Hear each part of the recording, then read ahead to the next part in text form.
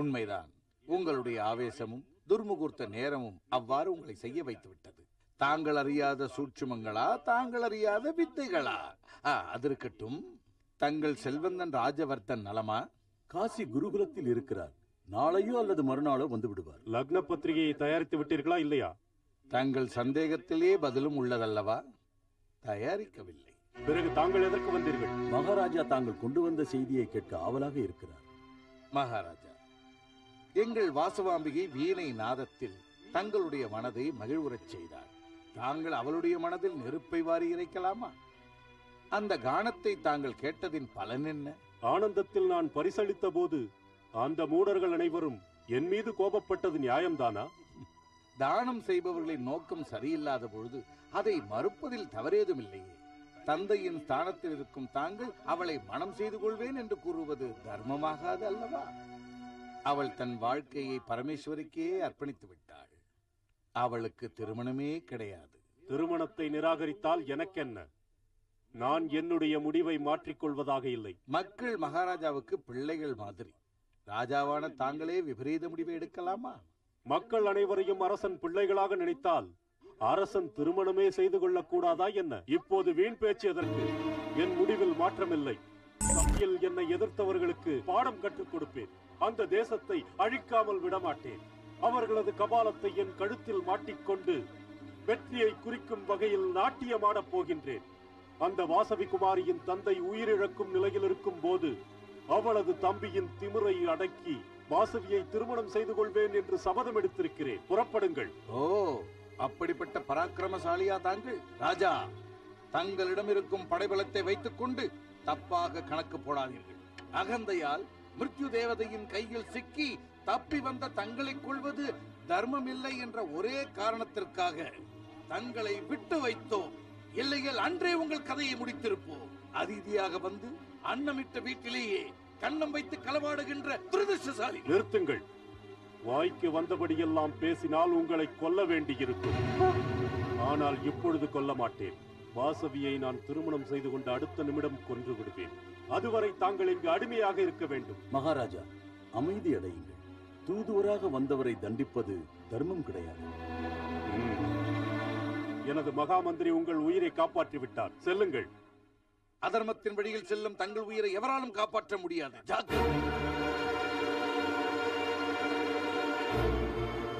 சுவாமி, என்ன இது? ஒரு கன்னி பெண்ணை அழிக்கணும்னு முடிவு பண்ணிட்டீங்களா? ஒரு சின்ன பொண்ணை கல்யாணம் பண்ணிக்கிற வயசா உங்களுக்கு? ஏன் இப்படி பண்றீங்க? இவ்வளவு நாள் உங்க சந்தோஷத்துக்கு நான் குறுக்க நின்னதில்லை. இந்த காரியத்தை நான் பொறுத்துக்க மாட்டேன். பொறுத்துக் கொள்ள முடியவில்லை என்றால் இறந்து விடு. சுவாமி, நாம் நினைத்தால் அவன் ராஜ்யத்தை நிர்மூலமாக்க முடியும். நம்மை அழிப்பதற்காக அந்த நீச்சன் போராட நம்மை அழைக்கிறான். அதை முறியடித்தே தீருவோம். அவன் நம் விருந்தினனாக வந்ததால் தான் நான் அவனை உயிரோடு விட்டேன். பாம்புக்கு பால் வார்த்து விட்டோம். விஷநாகம் பால் வார்த்த பாவத்திற்கு நம்மை கொத்த வரும். படமெடுத்தாடும் அந்த கொடிய நாகத்தை நாம் தோல் உரித்தே ஆக வேண்டும். என் வாழ் மீது ஆணையிட்டு சொல்கிறேன், நமக்கு இடையூறாக இருக்கும் அந்த சக்கரவர்த்தியின் சிரசை கொய்து இந்த அரண்மனை வாசலில் கட்டுவேன். ஆணையிடுங்கள் தந்தையே. அப்படி ஒரு கொடியவனை இந்த பூமியில் இனியும் நான் வாழ சம்மதிக்க மாட்டேன். ஆணையிடுங்கள்.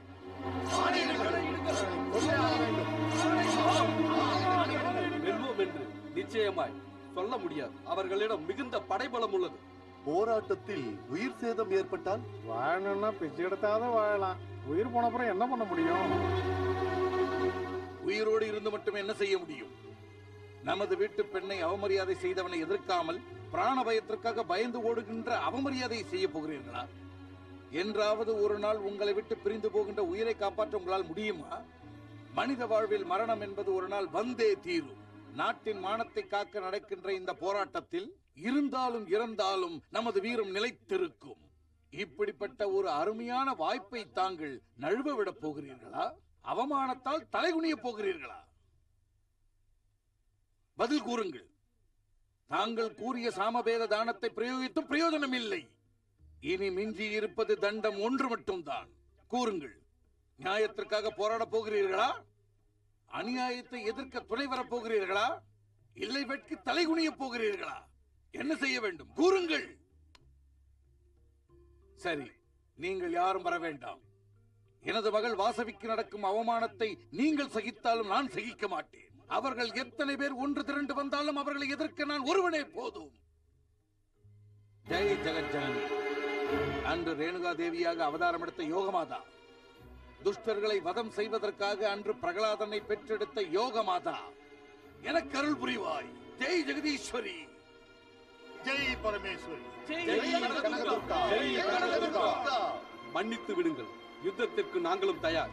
ஜெய் பிரசண்ட பைரவி.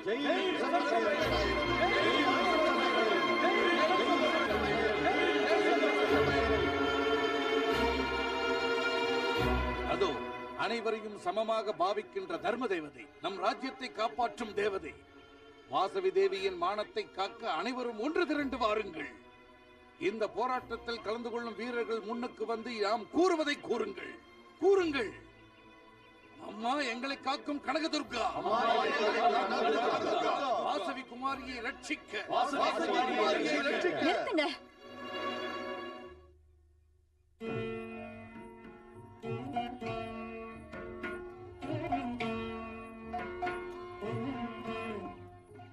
இவ்வளவு சிறிய விஷயத்திற்காக உங்கள் தவசக்தியை வீணடிக்கப் போகிறீர்களா குருதேவா? வேண்டாம், என் பேச்சை கேளுங்கள். எனக்காக நடத்தப் போகும் இந்த இரத்த போராட்டத்தை நான் விரும்பவில்லை. இந்த செயலில் நீங்கள் ஈடுபடாதீர்கள். பவித்திரமான உனக்கு தீமை செய்கின்ற அவர்கள் சிரசை இந்த ஆயுதத்தால் கொய்த பிறகுதான் எனக்கு மன நிம்மதி.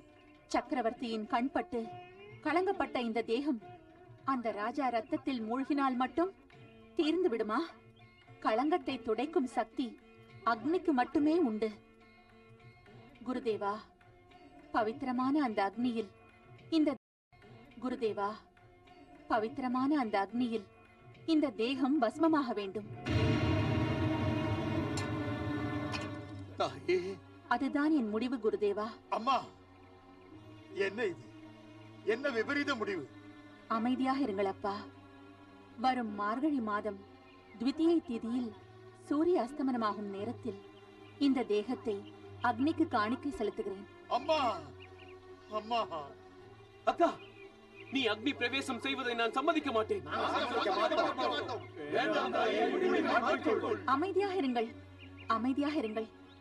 என் மேல் உள்ள பாசத்தினால் நீங்கள் இப்படி சொல்கிறீர்களே தவிர நான் உங்களை விட்டு எங்கே போக போகிறேன்? நான் மட்டும் உங்களை விட்டு போக முடியுமா? என் தேகம் என்னை விட்டு போனாலும் என் ஆத்மா உங்கள் அனைவரிடத்திலும் திவ்ய ஜோதி மயமாக பிரகாசித்துக் கொண்டு இருக்கும். என் ரூபம் உங்கள் முன்னால் எப்பொழுதும் இருக்கும். நிரந்தரமாக உங்கள் ஆதரவை தேடிக்கொண்டே இருக்கும். இந்த நாள் வரை நீங்கள் என்னை உங்கள் குழந்தையாக நினைத்தீர்கள். தங்கையைப் போல் பாசம் காட்டினீர்கள். என்னாலும் என் பேச்சை நீங்கள் மீறவில்லை. கடைசி முறையாக நான் சொல்வதை ஏற்றுக்கொண்டு எனக்கு அனுமதி கொடுங்கள். சம்மதம், சம்மதம். அம்மா, உன் பாச மொழியால் எங்களை எல்லாம் கட்டி போட்டு விட்டாயே தாயே. கவலைப்படாதீங்கப்பா. குருதேவா, எனக்கு அனுமதி அளியுங்கள். இந்நாள் முதல் ஜெகதீஸ்வரி ஆலயமே என் இருப்பிடமாகும். எனக்கு துணையாக நீங்கள் யாரும் இருக்க வேண்டாம். இனி அந்த ஜெகதீஸ்வரி அம்மனே எனக்கு சகலமும் ஆவாள். அப்படியே தாயே, ஆகட்டும்.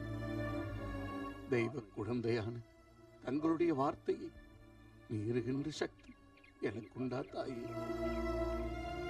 ஜெகதீஸ்வரி. மார்கழி மாதம், மார்கழி மாதம் எங்கள் அரண்மனையில் பெரிய பண்டிகை. அந்த பண்டிகை என்ன தெரியுமா? அக்னி பிரவேசம். அக்னி பிரவேசம் தாயே. மார்கழி மாதம் எங்கள் அரண்மனையில் பெரிய பண்டிகை, பெரிய பண்டிகை.